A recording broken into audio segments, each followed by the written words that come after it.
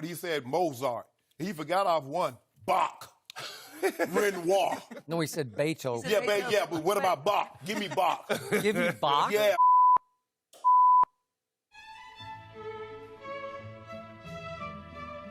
Why, hello there. Allow me to introduce myself. I am Dr. Intelligent Music Smart Guy, Rodin Scaria, and you are, well, uneducated. Anyway, today we're here to discuss the life and music of Johann Sebastian Bach, accompanied by music that is definitely not Bach. Ah, that's better. Now I hear you asking, who is Johann Sebastian Bach, and well...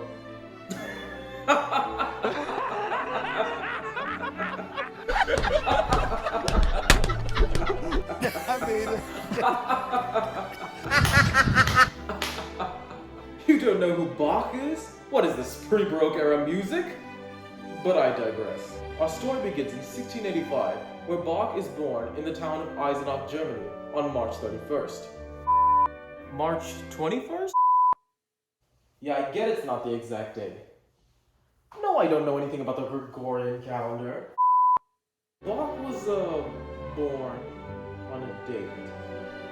Sometime in history. And he was born to a long line of family musicians. Let me explain.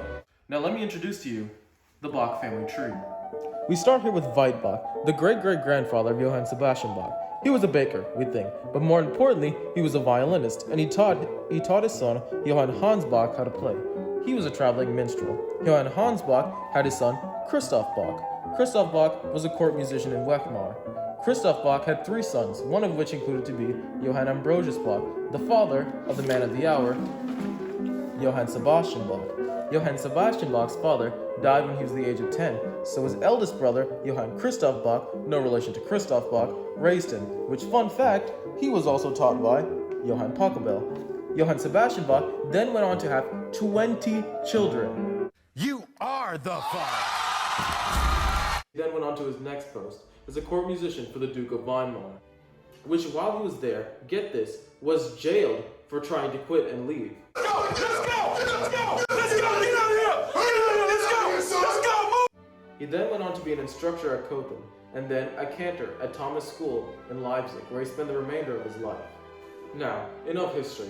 Let's dive into what Bach actually wrote. Bach explored every form of music at the time period, other than opera. Cantatas, sonatas, concertos, and suites. Now, Bach's music is known for being very precise and calculated, earning that genius title that's attributed to him.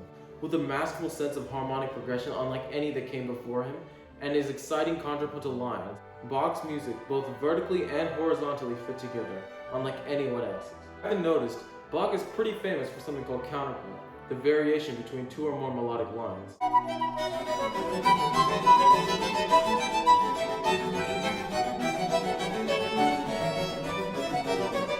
Despite the overwhelming intricacies of his music, Bach's music elicits such an emotional response, I would say. Even his sacred music had wide branching themes that could relate to anyone that was listening. This would make sense after all, considering Bach didn't see much difference between his sacred and secular music. Towards the end of his life, Bach was losing his eyesight. Bach passed away in 1750, July 28th in Leipzig, Germany. Bach's legacy is now firmly cemented in history, but he wasn't as nearly as popular as he is now. This has to do with the entrance of classical music into the era, being new, fresh, and popular. But future composers like Haydn, Mozart, and Beethoven harken back to the genius of his music. Bach has given the world over 1,000 known compositions, including over 300 cantatas. That's almost 3 years worth of church music. All that music, and we're still waiting for Rihanna and Frank Ocean to drop the album. But Rohan, how do you keep up with all that music? The Bach Werke Verzeichnis, or BWV for short. Maybe you've seen it on the front of a Bach piece before. It's a catalog, listing all of Bach's known compositions starting from number 1. With such an extensive amount of music, it's intimidating to find out where one should start listening. Here are some works that I think are especially notable, although you could argue they're all notable in their own way. The Mass in B minor was one of the greatest choral masterworks of all time. It was written right before Bach's death, and it was a summary and testament to the peak of his musical ability. Bach never saw this extension of ordinary time performed in its entirety before he died. Bach's St. John and St. Matthew's Passions are retellings of Christ's crucifixion in the Gospels of St. John and Matthew. Different soloists serve as the characters in the retelling of the story, such as the narrator, Jesus, and Pontius Pilate. The choir serves as the crowd, and this is the closest Bach ever came to opera in the terms of narrative music writing. The Brandenburg Concertos are 6 orchestral works Bach dedicated to the Margrave of Brandenburg, or high reigning power in the Holy Roman Empire. It's one of the most stunning pieces of chamber music in the Baroque time period. The Goldberg Variations was basically just Bach showing off at this point. Bach writes 30 variations of the theme, and writes every third variation as a canon. It includes overtures, arias, and fugues, basically demonstrating his mastery over counterpoint and harmony. Well, I hope you've learned something today about one of the world's greatest Western composers to ever live. This is yours truly, signing off, Rohan Scario.